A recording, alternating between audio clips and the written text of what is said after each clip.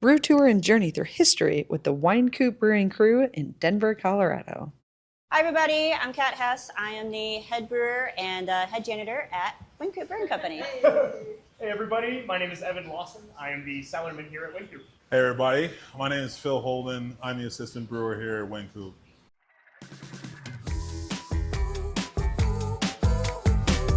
Started from the ground up, cleaning kegs part-time, and then I said, all right, I want to learn more, teach me more, tell me more. What else can I do? How else can I grow in this field? And I feel like I was very blessed to be surrounded by people that are like, yep, I'll take you under my wing, I'll teach you, I'll help you grow, I'll help you find those opportunities. And yeah, it's been a really wild ride. Yeah. Like really wild, but lots of fun. Would you say you're like beer enthusiast turned brewer? And I think you're in real estate before that, is that right? Yes. Yeah, I went to school for property management, loved it, had a lot of fun, really, really cool field.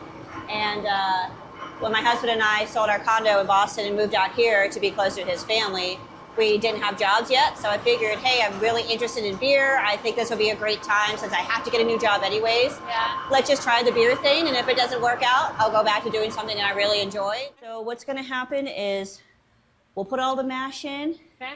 And let it sit for about 45 minutes at a certain temperature.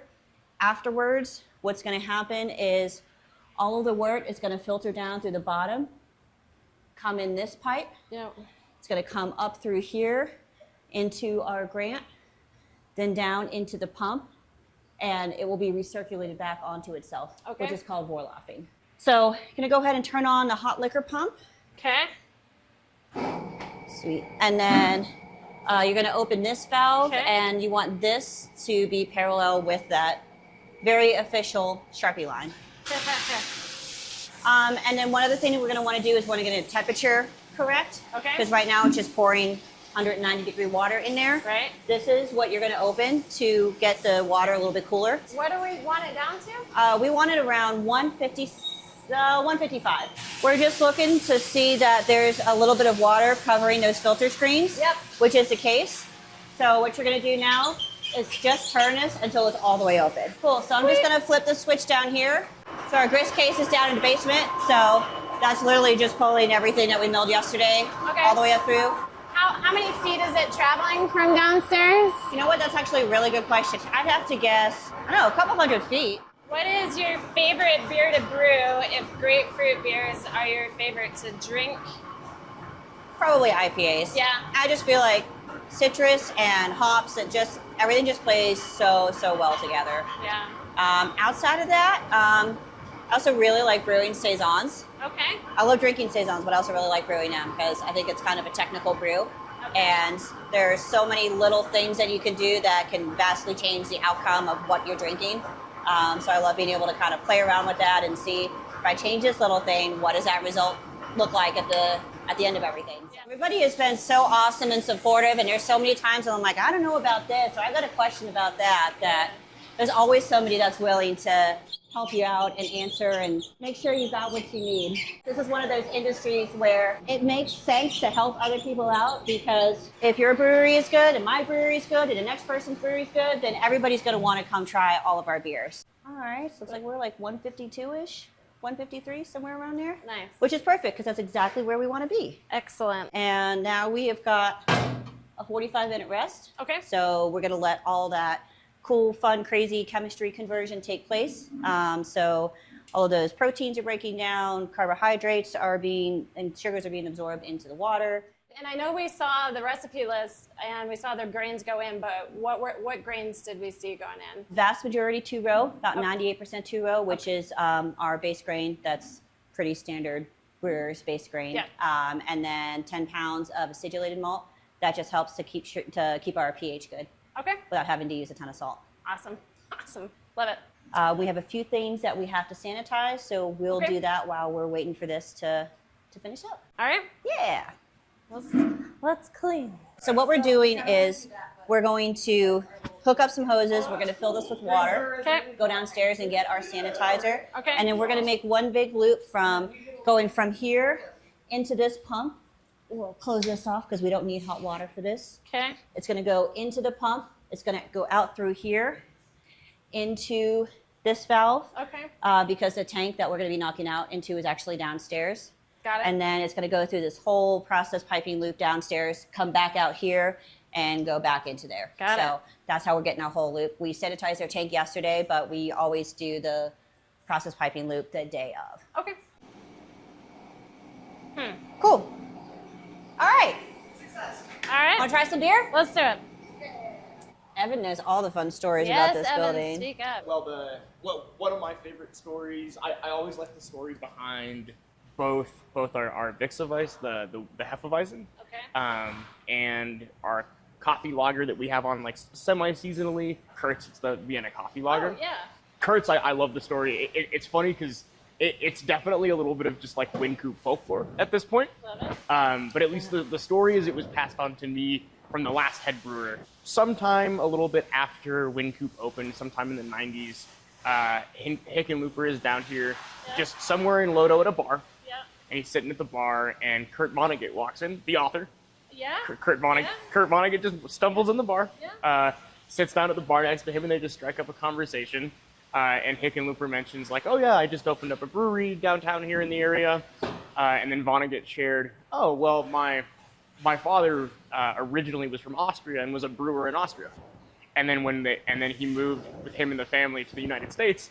They actually settled in Indianapolis. Okay. And pre-Prohibition, Kurt Vonnegut's father founded the Indianapolis Brewing Company. It did not survive the Prohibition. The story goes that Kurt Vonnegut just took out a bar napkin and was like, "Oh, here, let me give you a recipe from my father." And so in theory, and I'm sure it's morphed and changed over the years, but the original recipe at least was based on a recipe given to Hickenlooper and given to Wynkoop by Kurt Vonnegut, passed down from his dad. On a napkin. Just a refresher. So all of our wort is coming out from the bottom of this tank Right. in that pipe pathway. Right. It's going to go through here, back behind into this pipe, go through our grant. So back up through here, down through here, into our pump, Okay. which will then be pushed out up this way through this sight glass. And to Vorloff, we're going to open this arm. Okay. So it will just constantly recirculate everything. Okay. And that will go on for 15 minutes. All right. We just want to make sure that we've got all of the sugars loosened up and ready to transfer over. Got it. Sweet. So if you want to go ahead and open this guy. Okay. Yep. For laughing. Perfect. Engaged. We're now officially Vorloffing. So it's just recirculating the wort back through the grain bed. So we just want to make sure that we don't have any like pockets of sugar like stuck anywhere. So we're filtering out any like proteins and whatnot that might have sunk through. Okay. And the proteins and all that will get trapped in the grain, and the sugars will continue to flow freely. And once we're done with this recirculation, then we'll send everything over to our kettle. I'm gonna name my next cat Vorloff. Yeah, I like that. That's a good name. Come Vorloff. I like it. We turn on the valves. So I'm grabbing the sample to check what our gravity is, but I'll let it cool off a little bit. Okay. So we'll let this sit over here. We'll take a gravity reading, and then we'll also take a pH reading. And what are we looking for? I'm just looking to see where we start and where we finish. We don't necessarily have a target Okay. that we're looking for. We have a target for what amount of sugar we should have pre-boil, but not for Vorloff. Okay. So just for us to kind of get a sense of how well did we convert all of our grain. Got it. How do you balance your creativity with the consistency of the brews? Like, do That's they a great pretty question. much go hand in hand, or They should. Do they always? No. no? That's all right. I feel like my initial upbringing in the beer industry being production, where you have to be precise and consistent every time. Yeah. I think that really helped me get a good base in maybe not the creativity side of things, but the consistency Sure, that and, makes sense. and like the quality of the product. And so now that I have an opportunity to be a little bit more creative, kind of knowing here are the metrics that we're looking at. These are the types of things that you want to make sure that you're doing all of the time with every step in the beer making process. That kind of helps to already have that knowledge base, so that when you're coming up with something new, it's like, okay, I want to make sure that I'm doing this, that, and the other thing. one of the reasons that we redesigned our brew logs is to make sure that we can gather a little bit more data so we can kind of see as we brew, whether it's new brew or we're brewing the same types of beers. Sure. Kind of being able to see, hey, are we hitting the same types of numbers? Because if you're starting out with something good out of the brew house, it makes it easier to maintain that good quality all the way through to somebody actually tasting it. Sure. And you get a lot of freedom for some of that creativity. Oh yeah. Yeah. Pretty much whatever I want to do, I can do, which is great. Yeah. And I want to make sure that my team feels that way as well. Sure. So Sure. we actually have a list of different beer ideas, whether it's hearing our bartenders say, hey, we'd really love to have this, or people always ask us about that, or we might go out to a brewery and be like, wow, this is great. Sure. How do we recreate that? Sure. Or I never thought about working with this flavor, or I don't know, maybe a new hop product or something cool. like that. So I want to make sure that everybody feels like they have an opportunity to at least present an idea. And so far, I feel like a lot of what people have suggested, both brew team and non-brew team, we put into our brewing calendar. So Awesome. That's really cool. I love the open door. sweet. The sample is still a little bit warm, so Cool. this is our first sample. I also pulled a sample right before we stopped Borloffing, Okay. just so we can see how that gravity and how that pH changed. Okay. So, and in a few minutes, I don't know, probably 5 or 6 minutes, we'll come back and we'll take a look into mash tun Okay. and see where our liquid level is. If our grain is looking kind of dry, then we're going to go ahead and start our sparge water. Okay. We always want to keep, I don't know, about this much-ish Yeah. covering our grain, Okay. So- Makes sense. so we're not pulling like any air in through there. Okay. So, yeah, All right. that's it. The only other thing that we need to do is we want to go ahead and turn on our kettle. Okay. So I'll have you go back up there. Okay. Right underneath the display reading 86, Yep. there's a red knob. Yep. Yep, you're going to turn that on to auto. And right underneath that, where it says brew kettle heat, turn that to the left where it says bottom. Okay. So that's just turning on the bottom jackets. Makes sense. And Good. you'll also need to open that valve right up there. Yep. So kind of cool thing about our building is that we don't have a boiler. We actually get our steam from the city of Denver. Okay. That used to be the norm. So back at the turn of the century, when buildings were first being built to house radiators, the city of Denver opened a steam plant. So like late 1800s, early 1900s. So a lot of the buildings on this street that are historic still have the steam coming from that steam plant. There's not a lot left. I think there's only like, I want to say like 170 buildings. Excel is the one that runs everything now. Denver owns it, but Excel runs it. And they actually have a page on their website about the whole steam plant system. Everything in our building, brewery and the lofts above, all use steam for heating everything. So that's why we have this crazy condenser right here, because usually when you have a boiler, you're reclaiming this water and putting it back into the boiler. Right. It's kind of like a closed loop system, so you Right. don't lose any water. But I don't need to reclaim any of it. So it's just on the floor. Cool.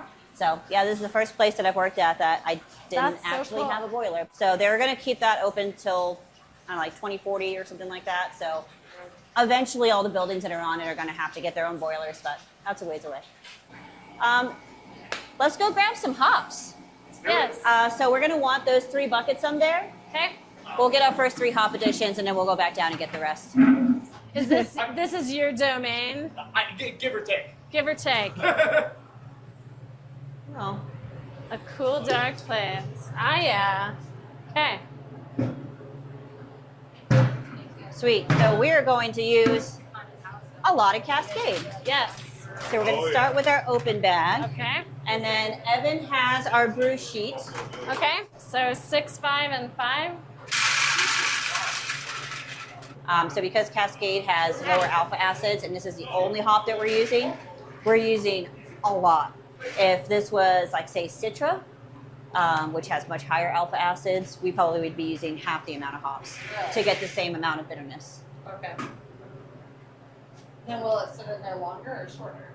It'll be the same time. Same like that? Yeah. So you're just using more to get the same effect.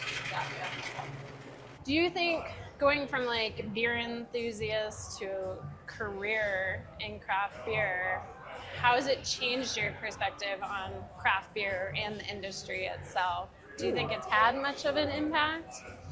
I'll say I have a better appreciation for really good quality beers because I didn't yeah. know before I was in the industry just how much effort it took to make a good beer. And I know this is probably like taboo to say, but there's something to be said about having a beer from one of the big guys. If I drink a Bud Light and it's brewed in Colorado or it's brewed in New Jersey or it's brewed in Florida, it is the same. It always tastes the same. Yeah. And that is so hard for me to replicate that on just my small system. The fact that they can replicate that on their massive breweries all over the country with all the different climates that they have to deal with, and not every plant is exactly the same. Your water chemistry is different in every place.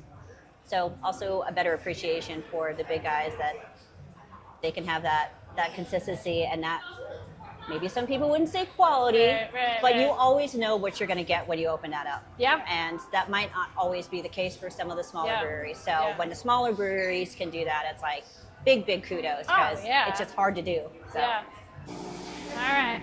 So we want to make sure that we've got some amount of water covering our grain. Right. And we don't because it's draining faster than our pump can keep up with it, which is not a bad thing. That means that we're not going to have a stuck mash, which is great. Yeah. That's what we want. So we're actually going to go down the stairs and basically choke back our valve just a little bit, just to make sure that we're not running through too fast. So you're going to turn this. I always forget which direction, but you want to go a little bit closer to 2. And if it flows too fast, what are some common, are we going to get off flavors or? You could potentially, but it's more of a pain in the butt than anything because then you collapse your grain bed. So right now we have all these nice little like channels and pathways that the liquid can flow through. As the pump is constantly sucking.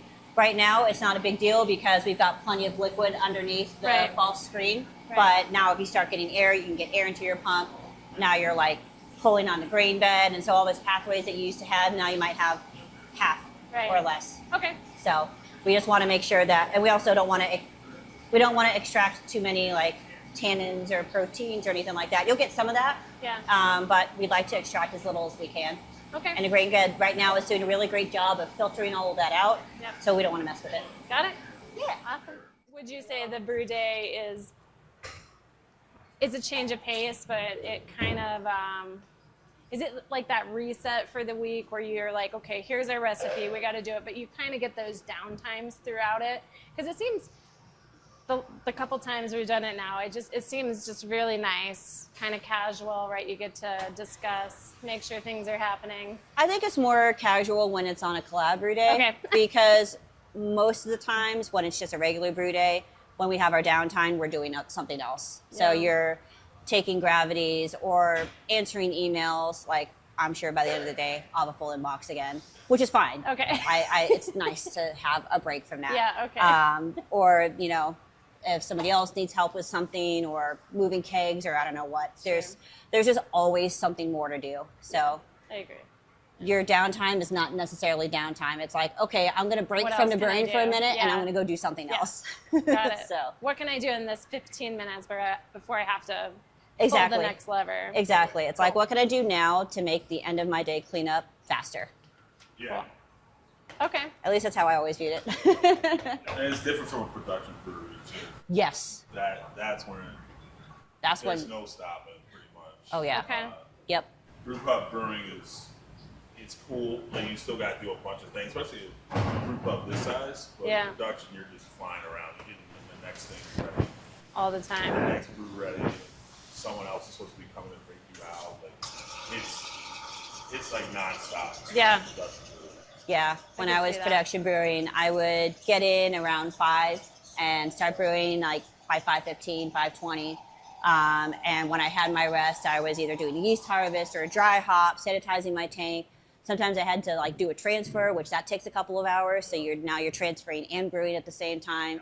And you got to make sure you don't get too far behind in your brew because you got somebody else coming in. So if you mess up something that now it's taking you longer, it just means that it's delaying them getting out. And maybe they're like, okay, I'll get out at 10. Well, now they're getting out at 11:30 because you messed something up.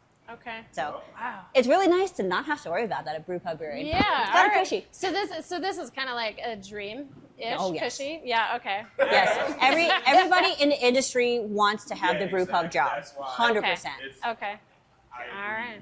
agree 50%. Most of all the places I worked in a couple of brewpub places. I always reminisce about it. I'm like, I miss that so much. Instead of just always on the go. Yeah.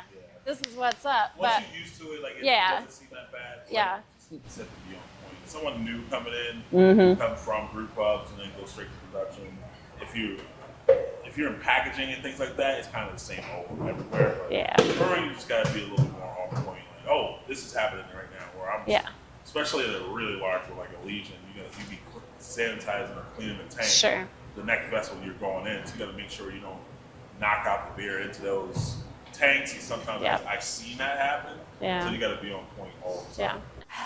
I think I underestimate how much beer the world really drinks. Oh, sure. You know what I mean? I can see that. Yeah. Colorado is special, right? There's so many microbrewers, craft brewers, large production facilities, and it's like just getting the idea of how much you're brewing here, how much they're brewing there, and they're cruising through so much product all the time. Yeah. Yeah. I mean, I know I love to drink beer, Oh, so sure. yeah. That goes without saying. That's why we're all here, right? That's why we all have a job. Somebody want to take a pH reading? Yes. Or I will watch. So you're going to want to stick it in there first. Okay. And you can just stick it in and just like kind of let it rest against this area. Like just rest it, stick it all the way in. Yeah, that's fine. That's good. You want to be between like 5.2 and 5.7. So 5.5, that's really good. So that was our pH reading from our first Forloft sample. Right. So I'm going to write that down here. Okay. And then if you want to take it out of there, stick it in here. Take that sample. Is the hope for it to not change a lot, or? Yeah. You'll see some fluctuations, but we don't want it to go super high or super low. We got our preferred range that we want to be in, and we're right there, which is what I expected. So that's really good. Awesome. If I had not put that acidulated malt in, we would have had to adjust our pH with salts. And I will admit, water chemistry, not great at. We've kind of all had this talk, so it's a work in progress for our whole team to kind of get more familiar with that. But Denver water is really easy to work with, so I find that you don't have to do a lot to get the results that you're looking for, which is kind of nice. Sure. It's still just wild to me that out of the entire grain bill, just those 10 pounds are enough to keep us in range. Yes. Like, that's awesome. It's just wild to me that it's such a small percentage. And then we're going to use this to make sure that we've got a decent gravity reading. I'm just going to pour a little bit of this on and like pass it around for people to take a look at. And what you're looking for is where that blue line is and like what number that corresponds to. So each 18? line goes up in one. Yeah. That's what it looked like to me, was 18. And while everybody's looking at that, I'm going to take a look and see where we're at water-wise It's a lot easier to see than or wort-wise. Why does it have to be in an eye hole? Sometimes it depends on what you use. That's how you say a refractometer. Yes. And then a lot of people do what they call them. The hydrometer. Hydrometer. That's it. So- Under this motion, that's what you drive. So a hydrometer measures the density of the sugar. Yeah. A refractometer, so density is in like how far down into the solution is a hydrometer floating. The refractometer is also measuring sugar from how much the light is refracted through. I also used to use a different tool at a production brewery that, I'm trying to remember like what the technical term for it was.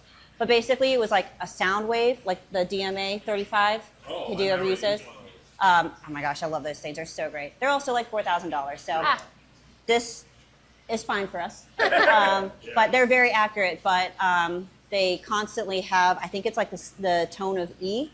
And then depending on what your gravity is of like the amount of sugar that's in there, then it will change the tone. And then that will translate into a numerical reading for you.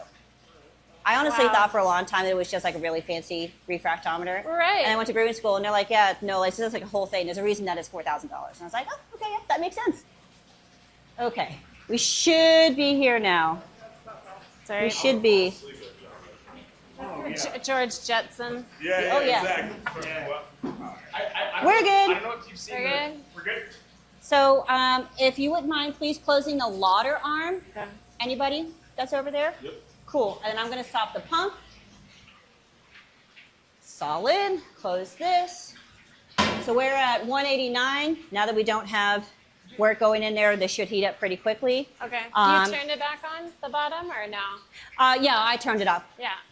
Now that we're good. Okay. So yeah, that should heat up pretty fast. And then if somebody wants to grab a pair of gloves that's hanging up on our like paper towel dispenser, and then we'll have them reach in and grab a sample. All right. So, Yep. but Get it is Phil. really, really hot, so that's why we want the gloves. Oh, yeah. Alright. And it is, fair warning, it is quite hot. Yeah. It's 190 degrees. And when it cools off enough that I can pour it into this glass, then we'll do that and let it finish cooling here. Because we don't need a huge amount for a sample. I was at 23.5. 20, sorry, just making sure. Got my water volumes. Where are we at? 15 and a half on the nose. Okay.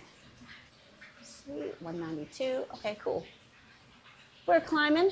So yeah, once we start our boil, we will immediately have a hop addition. Okay. Then we'll wait another 15 minutes and have another hop addition. Okay. And then once we get through that, we've got a little bit of a break. Okay. So we can grab more hops. We can grab some snacks or lunch if people are ready for that. Okay. We can bag up our grapefruit peel. So Okay. a couple of different things that we could do. Has it always been a pool home? Yeah. Yeah. I think so. At least like since Wynkoop opened it. I love it up here. Oh, no, my it's so gosh. nice. Yeah. Oh, yes, you have. We may have been drunk, but you have been up here. Odds are strong. yeah. Yeah, just super mellow. I do know, again, to add to the list of things I've been told that I'm going to tell you, Okay. as if it's for sure fact. In theory, we are the largest pool hall in Denver in terms of square footage. Okay. Yeah. See, those are great facts. And it goes all the way back and around, too. Yeah. And you have the 8-foot tables and the 6-foot tables. Oh, you can't go that way. We're going to do it anyway. Shuffleboard. Are you a billiards player? Admittedly, not really. No. I enjoy it. I just don't do it often. Nor am I any good. But it's fun. Yeah, I grew up in a bar, and so, oh my God. I've never been back here. Yeah. But it does lap around, right? Oh, yeah. Yeah. So this is the end of like the official pool hall. Yeah. And then we have a secondary, we have 100 like, or not 100, but we have a lot of different like event spaces. Yeah. So this around the corner is the Maury Brown Room, Okay. which is another like, it's another historical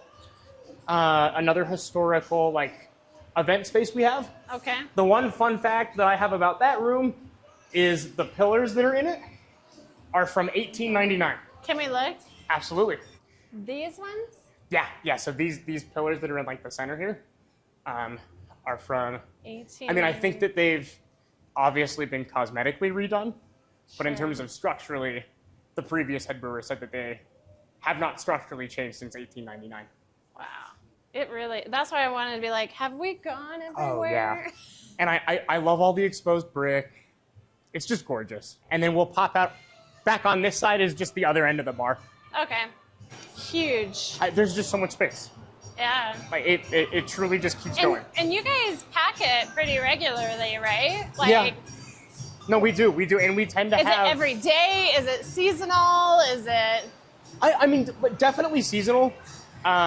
We, like anywhere, we've got seasons and times that are busier than others. Yeah. The one thing I've definitely noticed is our foot traffic is super, super dependent on like Rockies games and local sports. Oh, sure. So Yeah.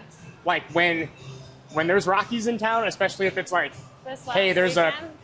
Yeah. like there's a full week where Rockies are playing every day for a week, we see a massive increase Sure. in just in terms of foot traffic and people.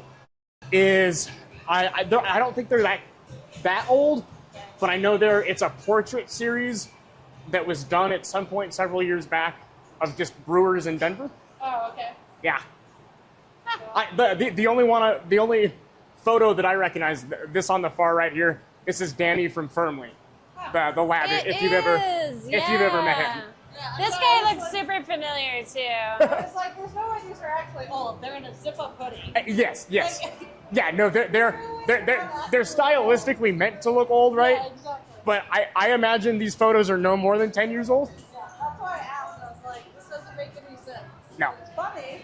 But The black and white and the brick wall, I think, is meant to fool you that they're older than they are. it's funny. Look at that, just in time. Yeah, one more minute till our hop edition, and we're good to go.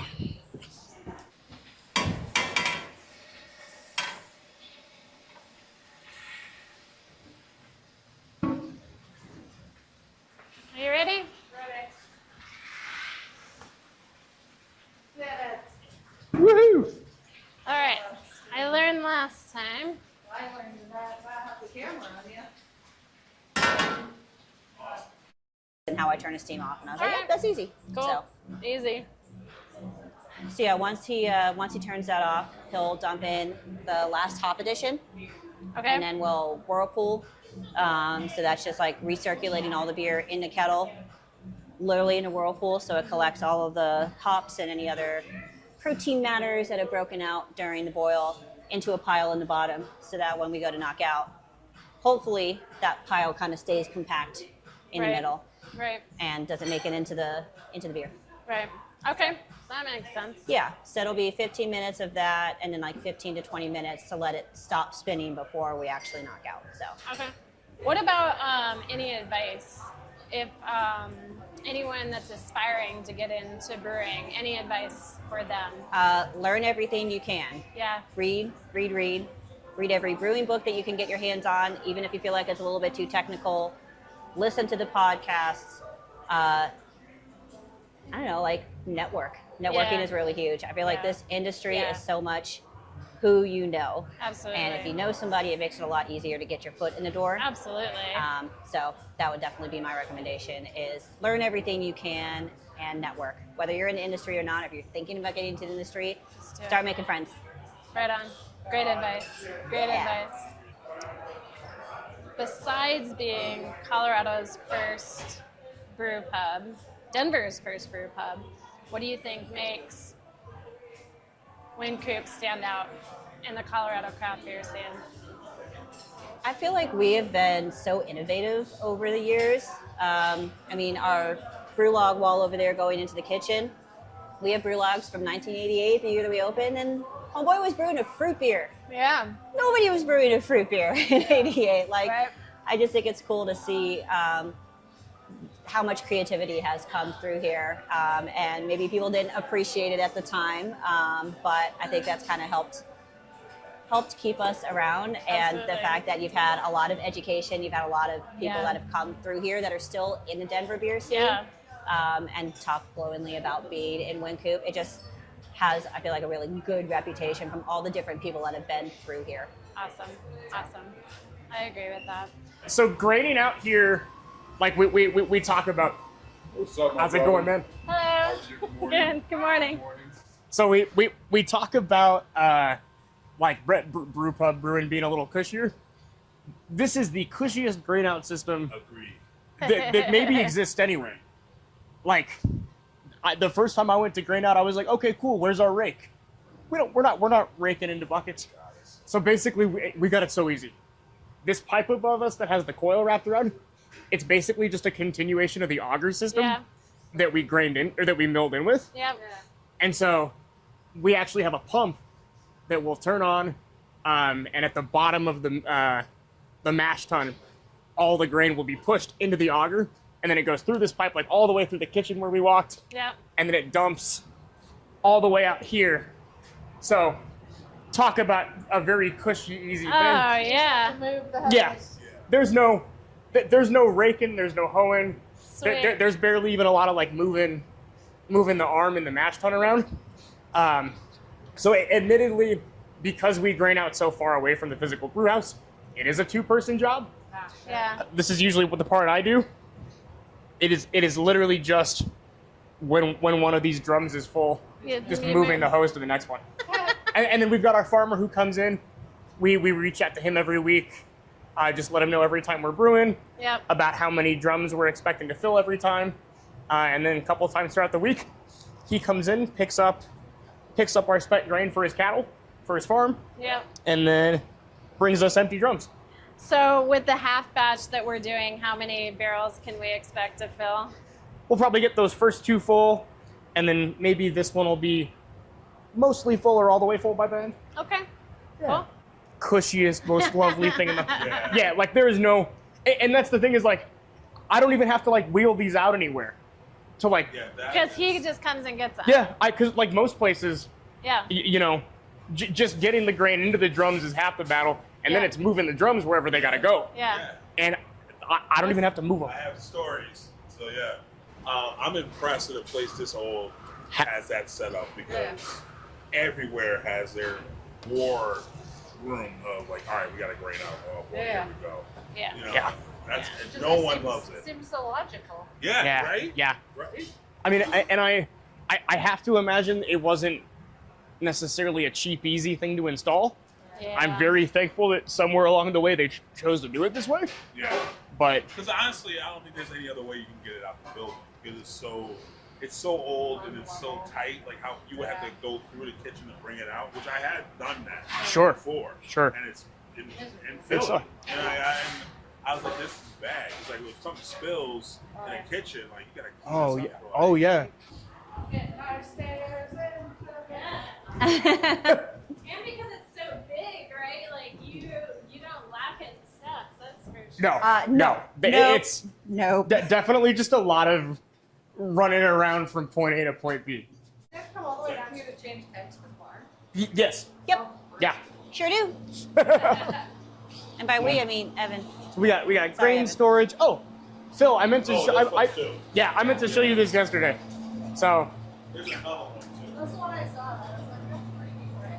yeah, so we've got 4 conditioning tanks in here that currently aren't being used for anything. So one of our winter projects is getting those cleaned and back up and running, replacing any parts if we need to.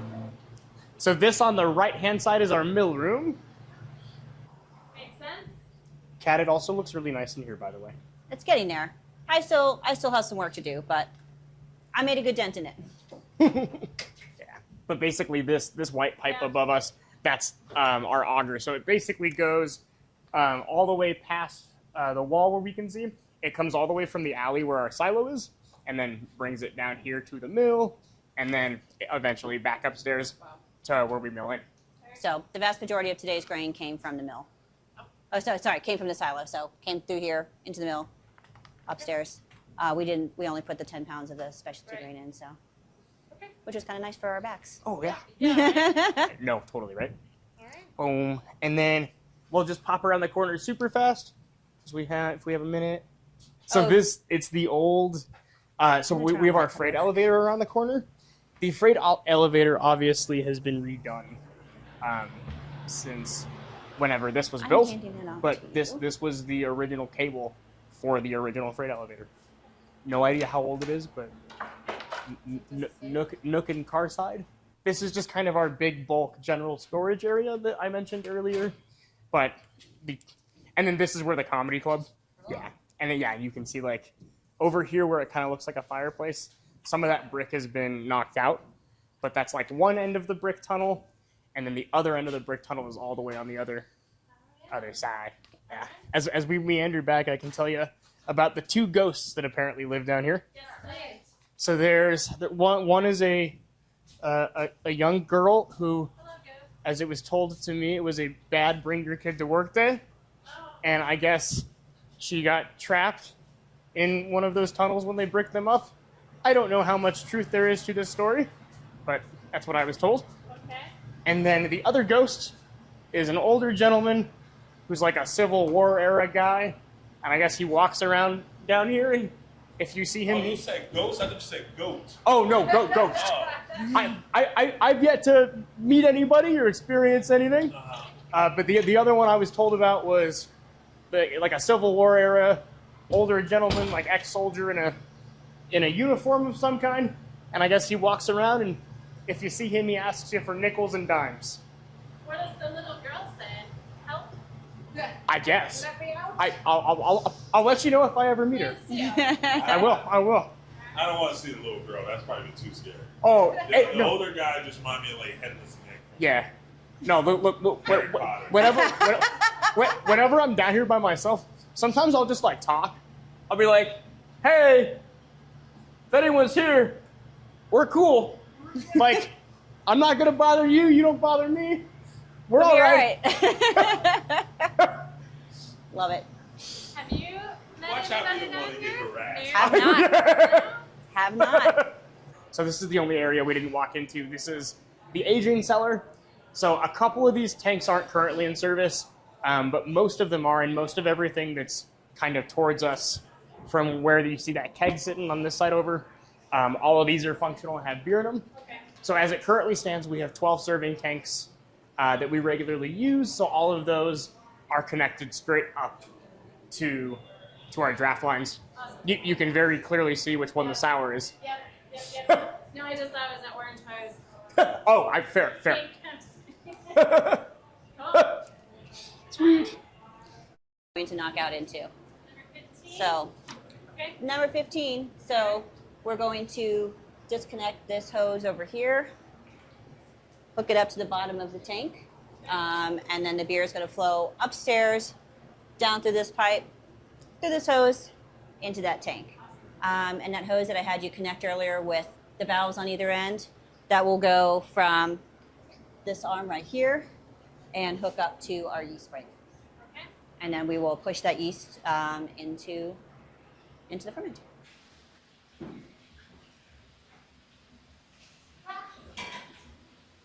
Let's suck in your butt. Sorry. Ready? Oh. Yeah, Such a good pouring technique. Oh, yeah, that's grapefruit. Oh, smells so good. So I'm just letting it float in there. oh, I can kind of see it now. There we go. Cool. So what's going to wind up happening is the beer will flow from the kettle to the heat exchanger. It's going to come down the process piping. Thank you. It's going to come through that hose, and everything that's going to be in there is going to be a mixture of beer and like a little bit of sanitizer. So what we're going to do is, before we hook this up to the brink, we're going to open this up and just have everything drain into the drain until we know it's beer. Yep. And then we'll open it to the tank and then hook this up to our yeast brink. And once we know that the temperature is good to go, we'll push all the yeast in so it's going in with oxygenating and wort all at the same time. Cool. So Let's do it. everything looks good here. Gonna troop back upstairs, get everything squared away, get that rolling. Then we'll come back down here and open valves. Right up. We knock. On. I am turning on our cold water source right now. So all this cold water that flows through here gets recollected back into our hot water tank. Okay. And that's pretty standard for most breweries. If they use water, it goes back into either a hot liquor tank or some type of water holding tank to be used for something Sure. else. Thank you. All right, and then I'm gonna have a few people come open some valves. All right. Come on over. Come in the open valves. Sweet. So you're gonna wanna open this valve. Okay. So that is out from the kettle. Kettle out. So that's okay. gonna go down into our pump. Right. Then you're also going to want to open that because now that's going from the pump into the heat exchanger. If you Okay. would like to, please open that blue valve right there. Cool. So now everything will be flowing through here Okay. up until we hit another block. Right. Open that, and then right where you're standing is where I'm going to be pouring everything out. Sure. So Yep. Perfect. it won't be hot, but your feet will get wet. All right. Sweet. So I'm going to close that. I'm going to go ahead Sanitize. and open these two. Okay. So now we're going into the tank, which Right. is fantastic. Actually, that bucket right behind you, would you please hand that over to me? Sorry, chill. Thank you. So this is just water and a little bit of sanitizer. Right. Sweet. That's our airflow, right? Yep. So that's just a displacement of pressure and air Yep. that's in the tank. Yep. Okay. And then I don't really have a lot that's, I guess that's sort of almost done fermenting, but it'll bubble up like this when the fermentation is very Right. vigorous, and then obviously that will die down as there's less and less sugar for these Right. to eat. Right. What do you have fermenting in an 11? That is a Mexican lager. Yum.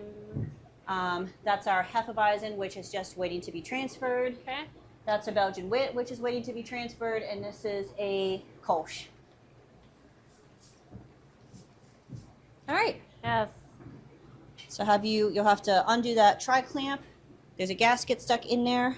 Sweet. So yep, you'll just hook that whole thing up to the top. And so then when working with pressure, we always start with our source and work our way towards where we're gonna go. Okay.